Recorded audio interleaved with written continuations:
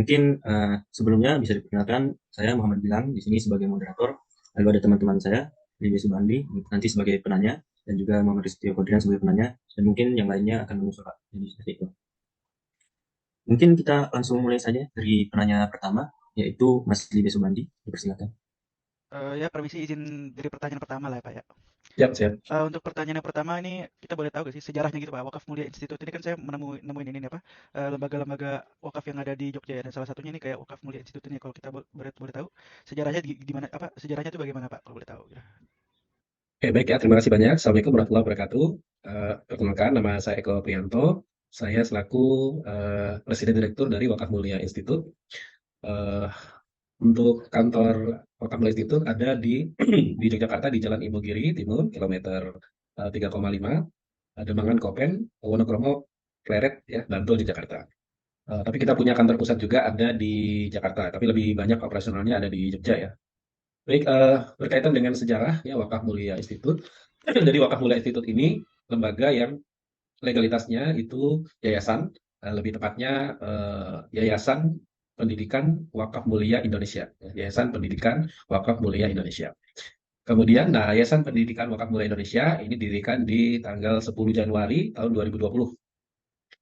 Eh, di awal berdirinya Wakaf Mulia Institute ini memang kita sejak awal declare-nya atau aktivitasnya ini lembaga yang kita dirikan ya dalam rangka kita ingin melakukan proses edukasi dan upaya untuk meningkatkan literasi wakaf ya masyarakat ya.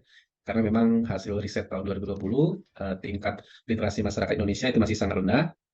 Kemudian juga tingkat partisipasi wakafnya juga masih sangat rendah. Jadi yang mengaku berwakaf baru 20%. Nah, sehingga 80% belum berwakaf. Nah, kemudian inilah yang kemudian menjadi motivasi dari para founder dari Wakaf Mulia untuk kita melakukan aktivitas ya gerakan, yaitu melakukan proses syiar ya, syiar wakaf ya, melakukan proses edukasi wakaf kepada masyarakat. Untuk pendiri dari Wakaf Mulia Institute, itu yang pertama ada pembina dari Yayasan Wakaf Mulia, yaitu Ustadz Syahroni, ini tinggalnya di Jakarta. Kemudian untuk pengawasnya ada Ustadz Yon Hendri, ya ini tinggalnya di Pekanbaru Riau.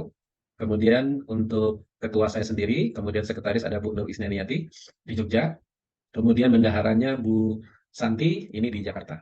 Ya. Nah, tapi dari sisi tim, ya Wakaf Mulia Institute, untuk kita saat sekarang ini ada apa namanya, kalau di Jogja ada sekitar 12 ya tim admin ya untuk operasionalnya. Nah, kalau pendiri tadi ya pengurus ya tadi ada sekitar 5 orang tadi. Kemudian, nah memang sejak dari awal aktivitas kita bergerak di apa namanya edukasi ya. Nah makanya aktivitas dari Wakaf Mulia itu adalah di antaranya mengadakan webinar-webinar ya karena kebetulan kita lahirnya pas masa pandemi juga itu. Ya. Jadi langsung ya langsung online. Nah, makanya kita memang Wakaf Mulia dari sejak berdirinya sampai sekarang memang lebih banyak bergerak secara online. Jadi mungkin hampir 90% online ya aktivitasnya. Nah, kemudian tadi aktivitas kita lakukan dengan mengadakan webinar-webinar berkaitan dengan wakaf ya, kemudian juga training-training ya. Juga kita lakukan dalam rangka meningkatkan edukasi. Nah, segmentasi kita dalam proses edukasi wakaf ini ada beberapa segmen. Yang pertama adalah segmen secara personal. Nah, ini adalah untuk calon wakif. Nah, di sini kita melakukan proses edukasi. Kita punya program seminar namanya The Miracle of Wakaf. Nah, ini seminar edukasi yang mengarahkan orang itu menjadi wakif.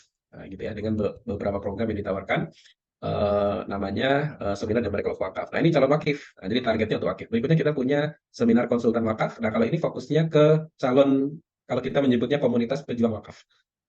Kalau komunitas pejuang wakaf ini fokusnya adalah mereka mensiarkan wakaf, ya, mereka berwakaf dan mereka mensiarkan wakaf. Nah, kita punya visi 1 juta pejuang wakaf.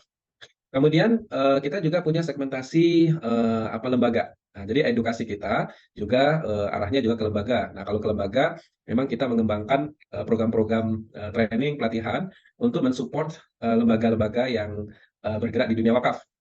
Nah, arahnya gimana? Nah, di awal-awal dulu kita apa membangun kemitraan ya dengan lembaga-lembaga karena kita awalnya bukan lembaga wakaf secara langsung tapi lebih ke edukasi, maka kita membangun mitra ya dengan beberapa lembaga.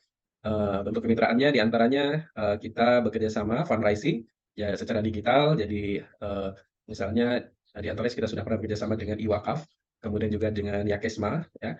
Jadi ibarat kita punya pejuang wakaf. Nah nanti fundraising para pejuang wakaf ini kita salurkan ke lembaga-lembaga ini gitu.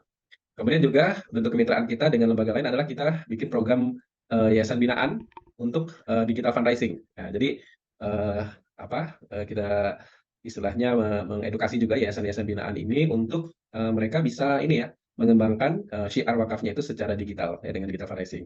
Nah, segmentasinya itu. Kemudian juga lebih awalnya seperti itu ya aktivitasnya. Jadi edukasi dengan beberapa segmen. Nah, kemudian di tahun ini panjang nih ceritanya nggak apa? Nggak apa-apa, Pak. Nah, Gak mungkin apa-apa. nanti sambil ini ya, nanti ke pokoknya dulu. Nah itu jadi aktivitas kita selama 2020 sampai 2021 itu lebih kepada edukasi ya, dan membangun kemitraan. Nah, tapi kemudian di tahun 2022, kemudian kita melihat kayaknya perlu nih wakaf mulia tidak hanya bergerak di edukasi, tapi juga bergerak secara langsung menjadi nazir wakaf uang. Oleh karena itu di tahun 2022 ya, Januari 2022 kita mulai mempersiapkan lembaga kita wakaf mulia juga untuk menjadi nazir wakaf uang yang resmi ya dari Badan Wakaf Indonesia. Dan alhamdulillah setelah kita persiapkan di bulan Maret kita keluar legalitas untuk menjadi nazir wakaf uang. Nah, mulai saat itu di bulan Januari itu kita untuk fundraising wakafnya kita sudah salurkan melalui lembaga kita sendiri ya, Wakaf Mulia. Platformnya namanya wakafmulia.org. Nah, dari situ kita sudah punya legalitas. Nah, makanya untuk ke depan para pejuang wakaf yang kita miliki kita arahkan ya untuk fundraisingnya menggunakan website pejuang wakaf ini website wakafmulia.org yang merupakan platform resmi kita. Nah, seperti itu. Nah, itu wakaf mulia. Nah, mulai sejak Januari itu jadi kita ada dua ya aktivitas pokoknya. Yang pertama tetap untuk proses edukasi ya dan literasi wakafnya tetap kita lakukan masif secara online. Ya. Kemudian secara edukasi di 2022 ini kita juga bekerja sama dengan LSP BWI untuk penyelenggaraan sertifikasi Nazir. Nah, jadi untuk sekarang sudah ada standar sertifikasi Nazir dengan standarisasi BNSP. Nah, wakaf mulia alhamdulillah ditunjuk juga untuk bekerjasama dengan BWI Pusat untuk membantu yayasan-yayasan untuk mendapatkan legalitas nazir wakaf uang. Nah, salah satu aktivitas kita juga membantu yayasan-yayasan ini melakukan pendampingan untuk mendapatkan legalitas nazir wakaf uang. Nah, kemudian baik mungkin itu secara umum ya aktivitas sejarah ya dari wakaf mulia. Mungkin gitu ya kali ya. Silakan nanti kalau ada pertanyaan. Ya, terima kasih Bapak. Mungkin kalau dari yang bisa saya simpulkan tadi itu sejarah awalnya itu berdirinya 10 Januari 2020. Ya, Artinya Yayasan Wakaf Mulia Institut ini sendiri baru sekitar 2 tahun ya Pak? ya Hampir hampir 3 3 tahun. tahun. Ya, Terus kalau di awal prosesnya sendiri itu awalnya itu bergerak hanya di bidang edukasi ya Pak. ya, ya. Nah, baru selanjutnya di bulan Januari mencoba untuk mempersiapkan diri menjadi nazir dari wakaf uang dan di bulan Maret telah resmi menjadi nazir wakaf uang itu sendiri ya Pak. Ya, tahun 2022 ya. Ya, tahun 2022. Terus mungkin selanjutnya ada pertanyaan lagi dari Mas Libe. Oh, ya, izin bertanya nih Pak nih, Ya. untuk apa, kan tadi pada awal kan dari ceritanya emang berfokus pada tujuan utama berpendidikan itu ya, apa, tentang Nazir gitu ya, tentang mengedukasi platform zakat. Nah, untuk apa, Badan Wakaf Mulia Institut ini, apakah ada kendala di awal-awal saat membangunnya gitu Pak? Seperti apa gitu kalau boleh tahu gitu? Kendala-kendala di awal kan kita pertama di masa pandemi Covid kan benar-benar itu ya, apa-apa saling kesusahan gitu, apa, kayak di mana-mana zamannya kayak kita harus WFH, harus apa, banyak yang kena PHK. Nah, kalau boleh tahu, solusinya kayak dari penghimpunan dana tuh gimana gitu? Kayak membantu orang-orang sekitarnya gitu, kalau boleh saya tahu. Sekian. Ya, jadi kalau ketika berdirinya kan memang kita fokusnya kan melakukan edukasi ya, edukasi masyarakat ya berkaitan dengan wakaf. Dan memang secara fakta kan pengetahuan masyarakat tentang wakaf ini masih terbatas ya, karena masyarakat tuh tahunya wakaf itu identik dengan TBK kan, ya tanah bangunan kuburan gitu kan. Nah padahal wakaf kan sangat luas ya, diantaranya ada wakaf uang ya, banyak sekali dari wakaf uang ini kemudian pengembangannya. Nah makanya memang kalau tantangannya ya tadi ya mungkin masyarakat masih agak agak istilahnya asing gitu ya berkaitan tentang oh ternyata ada ya wakaf uang gitu ya. Oh ternyata ada wakaf saham juga, ya, ada wakaf hak kekayaan intelektual, nah seperti itu. Nah tapi itu menjadi sebenarnya bukan masuk kendala sih, lebih kepada tantangan aja ya. Bagaimana ini malah aktivitas syiar kita ini benar-benar memberikan manfaat bagi masyarakat berkaitan dengan edukasi mereka ya. Nah kalau berkaitan dengan kondisi saat itu pandemi ya masyarakat dalam kondisi yang kondisi yang susah kira-kira begitu ya. Nah tapi malah sebenarnya itu kesempatan ya. Ya kan kalau masa pandemi itu kan pada stres ya. Kayaknya sebentar lagi mau meninggal kan. Benar nggak? Benar nggak? Karena, nah akhirnya memang relatif lebih ini ya sebenarnya lebih untuk digugah ya untuk mulai mereka berwakaf. Apalagi dengan wakaf uang itu kan kita mulai dari 10.000 aja bisa wakaf uang. Mulai dari 5.000 aja bisa wakaf uang. Apalagi nanti ini kita kembangkan secara online, kita menggunakan website crowdfunding gitu ya. Nah, jadi mereka bisa berwakaf dari rumahnya aja. Nah, makanya ketika masuk masa pandemi itu menjadi nyambung ya dengan digital ya. Dengan skema digital itu menjadi nyambung ya, sehingga memang apa, kalau istilahnya mungkin kalau berkaitan dengan wakaf tuh bagi mereka ya, ya bisa jadi bekal juga kayak gitu ya. Nah, walaupun mungkin ekonominya lagi susah gitu kira-kira gitu ya. Cuman kan tadi posisinya kan dengan kondisi apa panik seperti itu kan malah memang harus banyak berwakaf gitu kan. Nah, mungkin begitu Mas kira-kira. Ya, terima kasih Bapak. Jadi dari yang seperti kondisi pandemi yang awalnya kita pikir mungkin sebagai kendala ya karena berbagai hal dan keterbatasan, namun di sini ternyata menjadi peluang atau kesempatan untuk mulai menarik masyarakat untuk mulai berwakaf, terutama wakaf uang ya Pak tadi. Dan juga ini juga sebagai salah satu kesempatan atau peluang untuk memulai digitalisasi dari wakaf uang ini sendiri ya Pak. Seperti itu mungkin yang saya tangkap. Siap, siap. Terus selanjutnya mungkin Mas Liba ada pertanyaan lagi atau sudah cukup?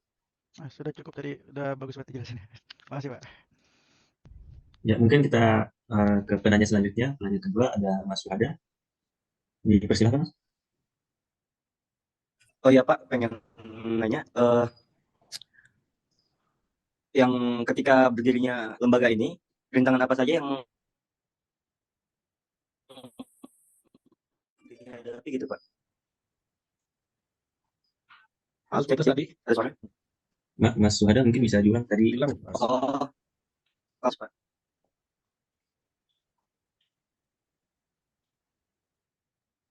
atau mungkin bisa lewat chat kolom chat aja Mas. Nanti saya baca. Tapi kalau boleh saya tangkap ya, maksudnya kendala waktu mendirikan ya, Mas Ade?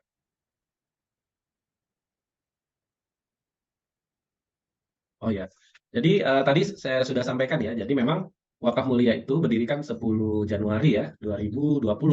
10 Januari 2020 itu dengan posisi memang kita, jadi pengurusnya itu jauh-jauh ya, maksudnya saya di Jogja ya, sama Bu Isna itu Jogja, kemudian ada Ustadz Syaroni dan Bu Santi itu dari Jakarta, kemudian ada Ustadz Yon Hendri itu dari ini ya, dari Riau gitu ya. Nah, jadi beda-beda wilayah gitu ya. Nah, tapi memang karena apa ya, kalau sekarang dunia tuh udah online kan, jadi sebenarnya jadi di sisi lain bisa jadi juga kendala ya, karena kita nggak pernah ketemu apa, jarang ketemu offline, tapi lebih banyaknya online. Nah, jadi kalau rapat-rapat itu biasanya pakai Zoom, juga biasanya pakai WA gitu ya. Nah, jadi dari sisi aspek teknisnya sih tadi intinya apa ya, dengan wilayah pengurus yang jauh-jauh, tapi sebenarnya itu juga terantisipasi dengan tadi ya ada fasilitas Zoom, ada WA gitu, biasanya kita berkoordinasi langsung.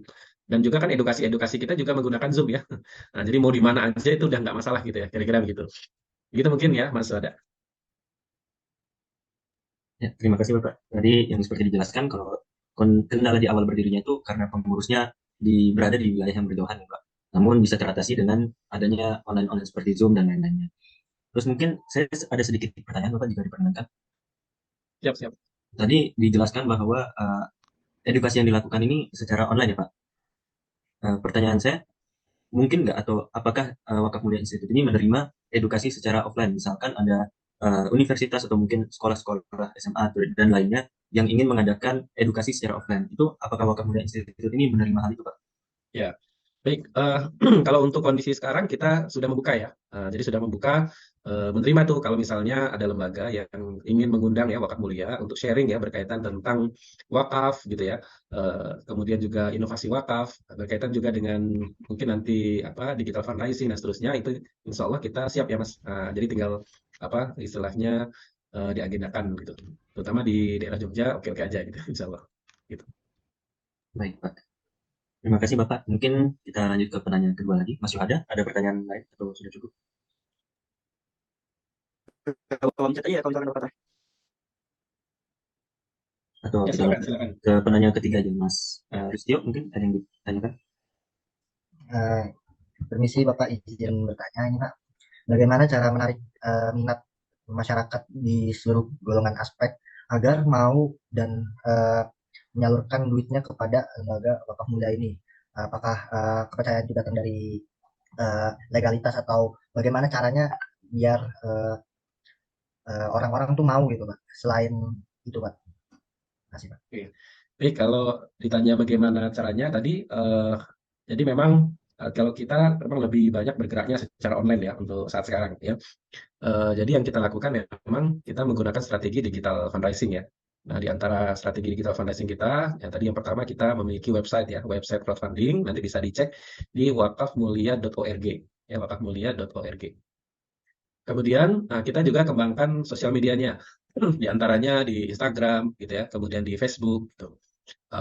Yang ini harapannya ini bisa meningkatkan corporate branding ya, Wakaf Mulia, sehingga masyarakat tahu ya aktivitas dari Wakaf Mulia, kemudian kredibilitasnya, karena memang kita bergeraknya secara online, mereka akan tahu profil Wakaf Mulia itu kan tinggal buka IG-nya gitu kan. Nah, artinya harapannya dari situ mereka istilahnya percaya dengan Wakaf Mulia, kemudian mau menyalurkan gitu ya.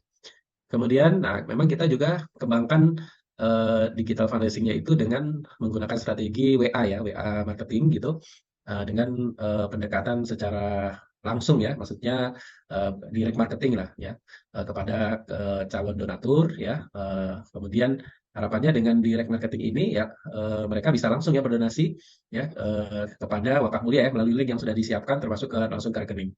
Kemudian juga di antaranya kita mengadakan event-event tadi ya. Nah, event-event tadi ada misalnya seminar ya, kemudian webinar, kemudian training-training. Nah, ini harapannya juga dan beberapa seminar dan training itu ya itu kita gunakan sarana fundraising juga. Jadi istilahnya mereka apa kalau istilahnya ya, mereka mendapatkan ilmu sekaligus mereka bisa berdonasi. Nah, kira-kira begitu. Nah, dan sekaligus itu kita bisa mendapatkan database-nya ya. Database-nya yang di situ kemudian akhirnya otomatis kan kalau orang yang sudah berinteraksi dengan kita itu lebih percaya kan. Nah, maka disitulah nanti kita bisa mengarahkan mereka untuk berdonasi seperti itu. Begitu mungkin, Mas. Ya, terima kasih Bapak. Tadi sudah dijelaskan yaitu mungkin dengan cara lewat melalui online, cara menarik minat masyarakat itu melalui media sosial, terus melakukan digital branding, dan juga salah satunya menggunakan strategi WhatsApp marketing ya Pak. Dan juga menggunakan kesempatan yaitu ketika seminar dan mungkin acara edukasi lainnya digunakan sebagai salah satu media untuk fundraisingnya sendiri seperti itu. Selanjutnya mungkin Mas Ristio ada pertanyaan lagi? Ya, sudah cukup. Terima kasih ya, Pak. Siap, siap. Oke. Mungkin saya ada pertanyaan sedikit Pak. Yap. Mengenai jumlah aset wakaf Pak. Jadi kan tadi sudah dijelaskan mengenai wakaf uang ya yang dilakukan oleh Wakaf Mulia. Selama ini berjalannya waktu ini Pak, sudah kira-kira sebulan itu seberapa banyak sih aset yang dapat dikumpulkan gitu Pak, rata-rata dalam sebulan? Ya. Jadi untuk mungkin bisa dilihat aja ya di website wakafmulia.org.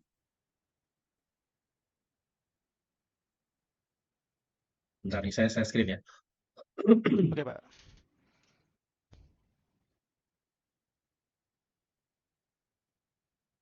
Nah, jadi untuk saat ini ya mulai itu ya mulai Maret ya jadi Januari Maret di Wakaf Mulia sudah menjadi nazir wakaf uang. Nah, untuk perolehan wakaf uang kita untuk saat sekarang ini kurang lebih ada 45 juta. Kemudian wakaf melalui uang itu ada 8 juta 400. Kemudian ini ada infak sedekah yang terikat. Ya, infak sedekah terikat itu kita juga mengembangkan program-program infak sedekah gitu ya. Karena nazir wakaf uang itu dia bisa juga melakukan variasi infak sedekah. Kemudian ada infak sedekah tidak terikat. Nah, ini ada 163 juta. Nah, nanti ini kita juga ada program ini ya, Wakaf Mulia Peduli Gempa Cianjur yang terbaru. Nah, ini lagi proses fundraising. Kemudian di sini ada program wakaf uang abadi tadi ya, akumulasinya ada di sini. Kemudian ini wakaf melalui uang, ya. Nah, kalau wakaf melalui uang ini dia lebih ke langsung ke proyek misalnya ini pembebasan lahan, pembangunan gedung Geraha Wakaf Mulia, wakaf pesantren Kostafis, wakaf sumur. Kalau wakaf uang itu wakaf uang santunan untuk yatim duafa, wakaf uang rumah wakaf uang 1000 rumah Quran berdaya, wakaf walimas, wakaf uang untuk Indonesia Emas. Kemudian kita juga punya program infak sedekah. Nah, ini infak operasional pengembangan syiar wakaf, kemudian ada infak beasiswa untuk anak negeri, kemudian infak hafalah guru Al-Quran, kado indah untuk yatim duafa. Nah, ini diatur program. Kemudian kita juga ada program-program training, ini diantaranya sertifikasi nazir, ya, kemudian ada training laporan keuangan nazir, konsultan wakaf ya. Nah, kemudian di sini ada gerai wakaf mulia. Nanti mungkin bisa dicek langsung di website ya Mas, untuk secara detailnya. Baik Pak, terima kasih atas penjelasannya. Mungkin ada pertanyaan lagi Pak. Dengan jumlah yang terkumpul itu, apakah ada tindak lanjut atau berupa laporan kepada wakif mengenai aset yang telah diwakafkan itu sudah dikembangkan atau digunakan dalam hal apa itu Pak? Ya. Ada laporannya atau gimana? Ya, jadi untuk karena wakaf mulia untuk secara nazir itu kan baru ya, baru Maret. Nah, memang untuk di Badan Wakaf Indonesia itu ada mekanisme pelaporan ya per 6 bulan. Nah, nanti memang nanti dalam waktu dekat ini mungkin di bulan Januari kita akan ada pelaporan. Nah, sehingga kalau untuk saat sekarang ini wakaf mulia tahapannya baru ke pengumpulan ya, pengumpulan dana wakaf itu kalau di BWI kan ada pelaporannya itu pelaporan pengumpulan, kemudian pelaporan pengelolaan, kemudian pelaporan penyaluran. Nah, untuk wakaf mulia sekarang tahapannya pengumpulan, karena masih baru mulai ya, pengumpulan, dan nanti untuk mulai Januari insya Allah sudah mulai kita investasikan.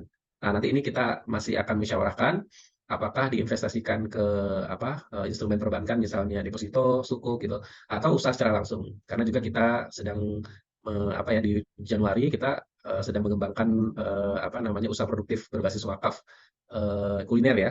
Nah, itu nanti skemanya karena harus ada skema penjaminan kalau untuk usaha secara langsung nanti ini masih kita musyawarahkan ya di Desember ini.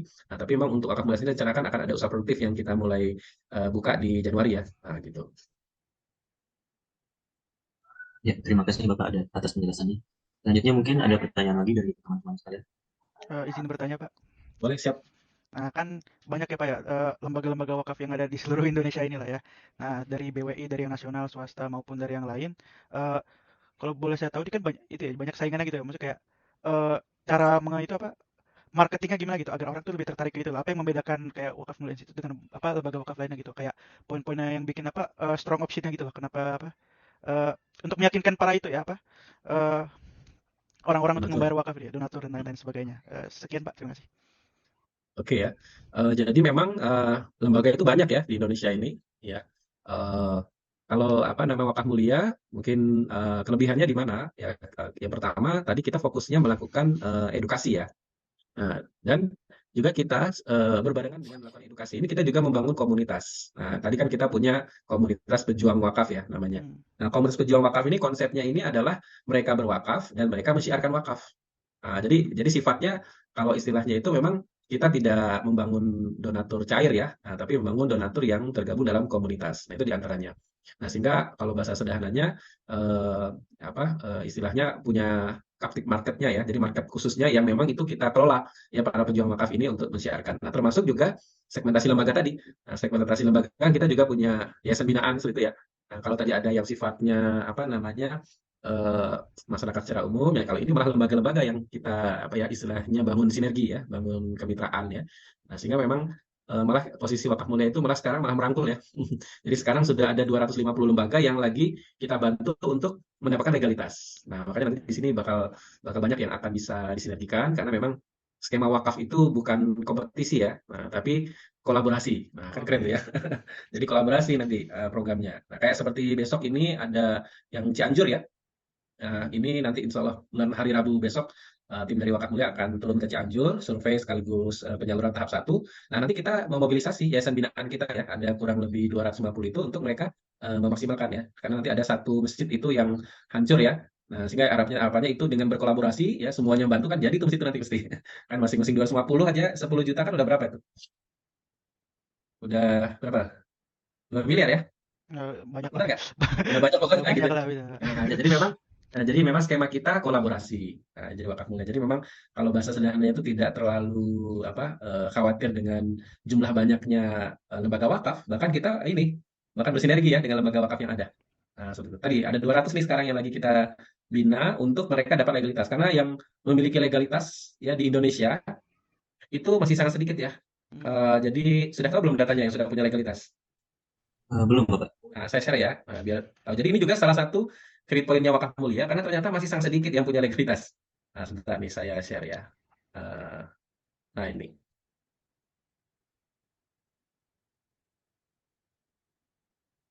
Jadi lembaga yang sudah memiliki legalitas, itu kalau yayasan, itu baru 15 ya. 152. Nah, padahal yayasan di Indonesia ada berapa? Itu yang sudah tertulis 337 bukan, Pak? Apanya? Ini Ya, 337 337, ya, itu 4 BWI ya. 4 WI ya. Terus 165 BMT. Ya kan, yayasan ada berapa? 152. 152. Padahal di Indonesia ada berapa yayasan? Ada 180-an ribu mungkin ya. Banyak banget kan emang kalau buat lembaga yayasan gitu yang contoh kayak Al Azhar Iya. gitu kan, lembaga yayasan. Ya, nah, makanya kan berarti kan banyak sekali yayasan itu belum memiliki legalitas. Iya. legalitas. Ya, gitu. Nah, makanya inilah yang aktivitas yang dilakukan Wakaf Mulia membantu mereka untuk dapat legalitas ini. Nah, ini kalau yang ini 13 ormas, kampus ini baru 2 nih. UI udah ada belum? Aduh UII. Kalau nggak salah sih waktu kemarin itu udah ada kayaknya. Oh, udah ada ya. Oh ya yang LWU kemarin ya. Jadi Nah, makanya nanti ini memang jadi wilayah aktivitas kita ya tadi membangun kemitraan gitu ya dengan seperti itu. Ya, terima kasih Pak. Oke, siap. Bicara mengenai legalitas tadi yang ternyata lembaga yayasan yang sudah dilegalitas itu masih sedikit gitu Pak. Iya, Sebenarnya kira menurut Bapak tuh permasalahannya gimana sih kok bisa dari sekian banyak tuh tadi dijelaskan beberapa ribu yayasan hanya 150-an yayasan yang baru memiliki legalitas itu Pak. Dari Bapak sendiri kira-kira permasalahan utamanya itu di apanya? Apakah administrasinya yang susah atau apanya itu? ya karena edukasinya yang kurang. Ya, jadi banyak yayasan tuh belum tahu ya bahwa pertama, ya jadi yang yayasan tuh belum tahu tuh yang pertama adalah mereka belum tahu atau belum ngeh atau belum paham bahwa ketika mereka mengembangkan lembaganya, mereka itu bisa mandiri finansial. Mandiri finansial itu artinya tidak tergantung dari donor, tidak tergantung dari orang lain, yaitu dengan cara apa? Mereka mengembangkan wakaf. Nah, jadi kalau mereka mengembangkan wakaf, mereka mandiri secara finansial. Ya, yang kedua, ya karena edukasinya, yang pertama dia belum tahu bahwa harus apa ya mengembangkan wakaf. Yang kedua, mereka belum belum mendapatkan edukasi ya secara detail berkaitan tentang pentingnya kalau mau mengembangkan wakaf itu harus ada legalitas. Nah, yang banyak diketahui itu hanya zakat ya. Nah, jadi kalau mau ngembangin zakat harus punya lembaga LAS, lembaga amin zakat gitu. Oh, oke, bener. Tapi kalau wakaf belum banyak yang tahu. Nah, padahal kalau wakaf itu harus punya legalitas nazir wakaf uang. Nah, jadi nama legalitasnya nazir wakaf uang. Nah, jadi berarti kan masalahnya adalah di edukasi. Nah, kalau dari sisi syarat-syaratnya ya itu sangat mudah. Nah, jadi kalau mereka tahu syarat-syaratnya sangat mudah, mesti banyak yang segera ini kan, segera dapat legalitas. Nah, tadi karena tidak tahunya tadi ya, nah, makanya tugasnya kita dari Wakaf Mulia itu mengedukasi. Maka kita punya event rutin tuh, hampir sehari mungkin bisa sehari 2 sesi itu ya, dengan target yayasan-yayasan itu untuk mengedukasi tentang pentingnya wakaf untuk kemandirian lembaganya, yang kedua pentingnya mendapatkan legalitas dan bagaimana caranya untuk dapat legalitas. Nah, nanti di situ outputnya kita ada program pendampingan ke yayasan-yayasan itu untuk dapat legalitas. Nah, beberapa sudah mulai keluar-keluar nih legalitasnya kan. Jadi ternyata mudah gitu dapat legalitas. Karena kalau di zakat itu susah. Kalau di zakat ada syarat omsetnya, minimal 2 miliar itu pun tingkat kabupaten. Tapi kalau di wakaf tidak ada syaratnya. Nah, jadi seperti wakaf mulia tadi baru berdiri ya, bisa dapatkan legalitasnya kan? Nah, kenapa? Karena memang tidak ada syarat omsetnya. Nah, itu. Gitu. Oh, jadi kalau boleh saya tahu, berarti emang ada perbedaan gitu ya antara wakaf sama zakat gitu ya? Kalau persyaratan ini khusus di Indonesia atau apa jadi? Iya gitu. Ya, Indonesia. Jadi beda. Jadi kalau zakat itu ada undang-undangnya sendiri, kalau wakaf ada undang-undang sendiri. Nah, jadi kalau lembaga itu mau fundraising zakat, infak, sedekah harus mendapatkan legalitas LAS, lembaga amil zakat. Tapi kalau ingin mengembangkan wakaf, nah legalitasnya harus ini apa namanya Nazir Wakaf Uang namanya NWU. Nah, untuk mendapatkan legalitas itu. Mas, terima kasih Pak. Siap.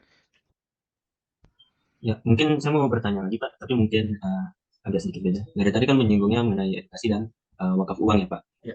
Yang saya ingin tanyakan, apakah di Wakaf Mulia Institute ini juga menerima donasi berupa mungkin wakaf di luar wakaf uang, seperti mungkin wakaf tanah, bangunan atau lain sebagainya itu Pak? Ya, karena wakaf mulia itu nazir sekarang ya. Nah, jadi wakaf mulia bisa menerima mulai dari wakaf tanah bisa ya, wakaf tanah, wakaf tanaman, macam-macam ya. Jadi wakaf namanya kalau di undang-undang itu wakaf harta tidak bergerak. Nah, yaitu tanah, bangunan, tanaman, hak milik atas rumah susun gitu. Itu bisa ya. Kemudian termasuk kalau wakaf itu selain wakaf uang ada tadi ya wakaf istilahnya wakaf saham itu juga bisa, wakaf hak kekayaan intelektual ya ada namanya wakaf logam mulia ya, surat berharga juga bisa. Jadi banyak ya, bisa menerima semuanya gitu. Baik Pak. Terus mungkin satu lagi Pak, tadi kalau dibilang kan menerima wakaf. Permisi, putus-putus. Putus-putus, Mas Gilang.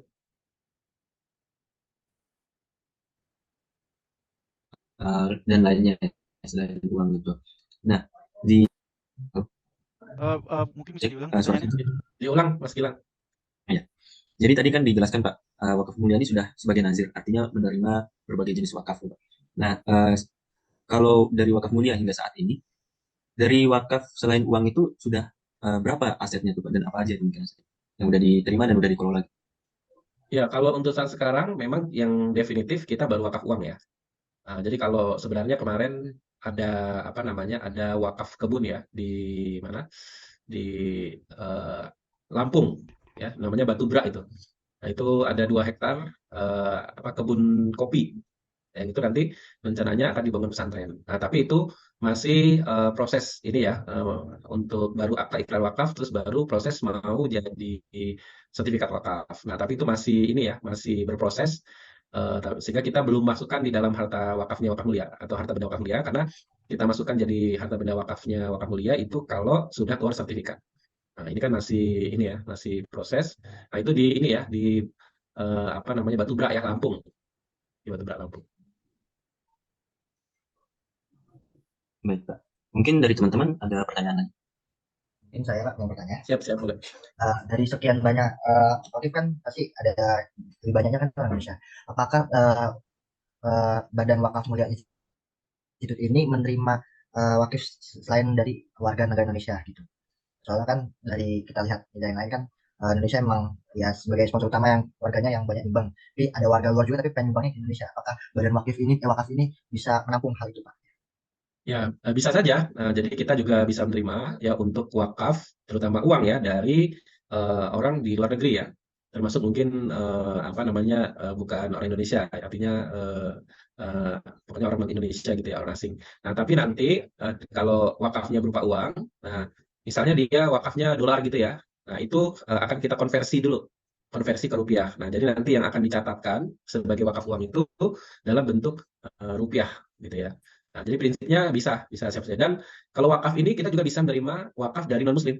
Nah, gitu. Jadi siapa aja bisa ya. Jadi wakaf itu luas ya. Jadi mau non-muslim, mau orang manapun boleh ya berwakaf. Nah, soal pahalanya kan masing-masing tuh. Nah, tapi nanti siapapun kita bisa boleh menerima. Menurut undang-undangnya seperti itu. Nah, tapi yang tidak boleh mereka itu yang mengelola ya. Nah, kalau sebagai nazir non-muslim nggak boleh. Tapi kalau mereka berwakaf boleh. Gitu. Saya izin menambahkan lagi Pak pertanyaannya. Tapi seandainya misalkan ada orang Malaysia ingin berwakaf tanah di negaranya, tapi dia mencari badan wakaf yang ada di Indonesia, apakah badan wakaf Mulia Institute ini menyanggupi hal itu? Apa harus dialihkan ke negara sendiri atau gimana? Itu gimana Pak? Kalau misalnya kalau berupa tanah ya, jadi memang kalau di regulasi Indonesia juga rekomendasinya itu memang nazir terdekat ya kalau tanah. Ya, jadi misalnya apa namanya? Jadi kalaupun misalnya nanti kerjasama dengan wakaf mulia, tapi wakaf mulia kemudian berkolaborasi ya dengan nazir setempat. Nah, makanya seperti Malaysia ya bisa jadi kolaborasi nanti ya wakaf mulia dengan nazir yang ada di Malaysia. Karena kebetulan kita sekarang alhamdulillah sudah ada Asosiasi Nazir Indonesia. Nah, kebetulan Wakaf Mulia termasuk apa ya bagian dari inisiator Asosiasi Nazir Indonesia dan kita juga sudah mendapatkan dukungan ya dari ini Malaysia juga ada Malaysia, dari Singapura, dari Thailand gitu.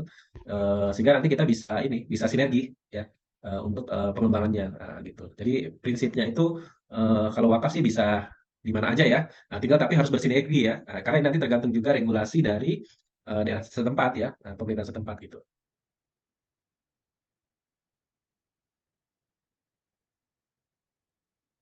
Bagaimana Mas Ristio? Ada pertanyaan lagi? Ya, terima kasih ya Pak sudah dijawab. Sudah cukup ya? Ya, cukup. Mungkin dari Mas Bida atau Mas Wanda ada pertanyaan lain? Izin bertanya Pak. Siap. Kan ini ya mungkin kayak mungkin ini hal yang kayak umum aja gitu kan, kayak kalau misalnya di dekat di keluarga saya kan juga saya sering menanyakan juga, kemarin saya juga ada tugas soal interview tentang apa keluarga-keluarga gitu, yang kayak yang basic yang saya bikin form kayak kuesioner gitu, terus pada bilang gitu Pak, kayak sebenarnya ada yang tahu gak sih lembaga apa kayak wakaf zakat gitu, kayak apa selain kayak mereka harus ke masjid untuk kayak bayar zakat gitu, bisa kayak buat berwakaf juga. Nah mungkin kayak saya ngeliat kayak ada satu yang menarik gitu Pak, kayak eh, kan untuk apa laporan kayak gitu ya, laporannya itu kan kayak laporan kayak maksudnya kayak laporan itu tidak apa, tidak apa sih itu namanya, laporannya tidak dilaporkan secara rutin gitu, kalau bisa dibilang kayak transparansinya kurang tuh, sama bilang sarannya kayak untuk kedepannya untuk transparansinya harus lebih diutamakan lagi gitu. Nah untuk kalau misalnya dari Lembaga Wakaf Mulia Institute ini untuk menanggapi hal seperti itu gimana kalau boleh tahu gitu? Ya, nah jadi memang salah satu apa ya standarisasi dari pengembangan wakaf itu adalah dia harus transparan, ya jadi harus transparan. Nah makanya nanti mekanisme pelaporan itu ada dua ya. Nah, yang pertama ya pelaporan itu kita ke BWI tadi ya, Badan Wakaf Indonesia sebagai lembaga otoritas yang mengawasi lembaga wakaf itu secara rutin nanti setiap per 6 bulan. Nah kita juga ya selain ke Badan Wakaf Indonesia juga akan melaporkan itu ke para donatur. Ya, nah tadi karena kita sudah basicnya secara online, jadi kan semua donatur kita itu semuanya terhubung ke WA admin ya, yang ada di Wakaf Mulia. Jadi setiap orang berdonasi di website, nanti boleh teman-teman coba deh tes donasi gitu kan, atau tes wakaf gitu kan. Nah nanti dia langsung otomatis dibalas sama mesin, terus kemudian nanti kalau sudah donasi juga otomatis dibalas juga oleh mesin ya. Nah itu terhubung langsung dengan admin dari Wakaf Mulia. Nah, sehingga nanti ketika Wakaf Mulia sudah melaporkan ya ke BWI, nah nanti semua apa namanya donatur itu akan mendapatkan laporan ya apa terkait laporannya Wakaf Mulia kepada apa BWI. Nah, sehingga nanti transparan ya. Dananya itu transparan Dan memang itu salah satu yang memang harus dimiliki ya setiap lembaga. Nah, karena kan itu nanti menyangkut ke ini ya istilahnya kepercayaan masyarakat ya kepada lembaga kita. Nah, jadi itu sudah ada kita insya Allah mekanismenya. Nah, jadi minimal setiap 6 bulan itu nanti kita akan laporkan ya ke BWI sekaligus juga ke para donatur. Oke, Pak. Terima kasih. Sudah jelas tadi untuk transparansinya, betul. Ya, Pak, saya mau izin bertanya. siap boleh. Ini kan dari tadi mungkin wakaf mulia ini lebih ke online ya Pak. Nah, dari pertanyaan dari saya sebenarnya di Indonesia ini kan masih banyak wilayah-wilayah yang mungkin jauh di sana. Artinya mungkin mereka masih belum memahami sosial media gitu. Nah, tapi mungkin di sana ada potensi tanah, terutama tanah misalnya. Karena di desa tuh mereka lebih banyak memiliki tanah yang mungkin bernilai, cuman mereka kayak disimpan gitu Pak. Nah, apakah mungkin wakaf mulia ini ada rencana untuk mungkin melakukan edukasi atau mungkin membangun cabang di dekat di daerah-daerah pelosok itu Pak, untuk menarik minat dari mereka untuk berwakaf seperti itu Pak? Ya, jadi untuk saat sekarang ini memang strategi wakaf mulia masih berbasis online ya. Nah, jadi biasanya kita dan sebenarnya memang jangkauannya malah lebih luas ya. Nah, karena memang ternyata orang yang sudah masuk jadi penduduk Indonesia ini kan 274 juta. Nah, yang sudah online itu 200 juta ternyata. Berarti kan udah banyak ya yang sudah online. Nah, jadi biasanya mekanismenya dibalik. Jadi mekanismenya itu kita approach-nya secara online ya, seperti beberapa waktu yang lalu kita juga membantu orang yang kemudian mau berwakaf kemudian kita channeling ya dengan yayasan terdekat ya. Nah, jadi dari online kemudian ke offline gitu. Nah, jadi awalnya dari edukasi secara online, kemudian follow up-nya itu secara offline. Nah, jadi untuk saat sekarang ini memang kita masih mengambil strategi online ya. Karena memang ketika mengambil strategi offline, tetap untuk sekarang pasti cost-nya tinggi kan. Karena kan mesti butuh butuh tempat, gitu kan, butuh SDM dan seterusnya. Nah, malah kalau kita pakai strateginya tadi, bangun komunitas tadi, yang kita sebut pejuang wakaf. Nah, kalau pejuang wakaf kita ada di seluruh Indonesia. Nah, dan itu ini ya artinya kalau istilahnya tanpa biaya kan karena memang mereka adalah komunitas ya mitra kita. Nah, sehingga nanti kalaupun ada peluang-peluang dari daerah itu tetap bisa kita follow up gitu kan. Nah, tapi berbasis para pejuang wakaf. Nah, di basis pejuang wakaf sebenarnya kita ada program yang namanya Wakaf Point ya. Nah, cuman ini masih ini ya belum kita implementasikan secara langsung karena kita lagi mempersiapkan. Jadi sebenarnya ada namanya Wakaf Point tadi untuk menjembatani tadi. Jadi yang namanya pejuang wakaf tadi itu dia bisa buka kayak kantor gitu ya di rumahnya. Nah, tapi sifatnya itu bukan kantornya langsung wakaf mulia, tapi mereka kayak dapat lisensi gitu. Lisensi apa ya kayak reseller gitu ya kalau bahasa ininya ya. Nah, itu kita sebut dengan nama wakaf point. Nah, jadi mereka nanti bisa buka pasang spanduk di rumahnya gitu ya. Nah, tapi nanti mekanisme transaksinya semuanya online ya pakai website tadi.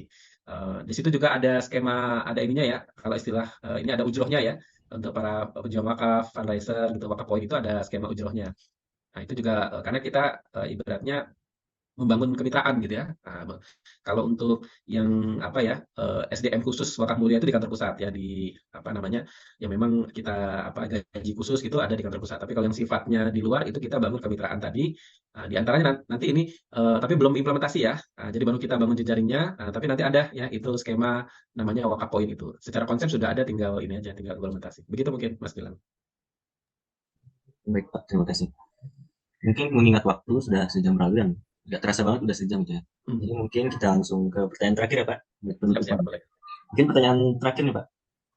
Apa harapan ke depan untuk lembaga wakaf ini, Wakaf Mulia Institute dan juga lembaga-lembaga wakaf lainnya yang ada di seluruh Indonesia dalam pengelolaan aset wakaf? Ya, jadi baik kalau untuk wakaf mulia sendiri, memang kita di tahun ini kan tahun 2023 ya.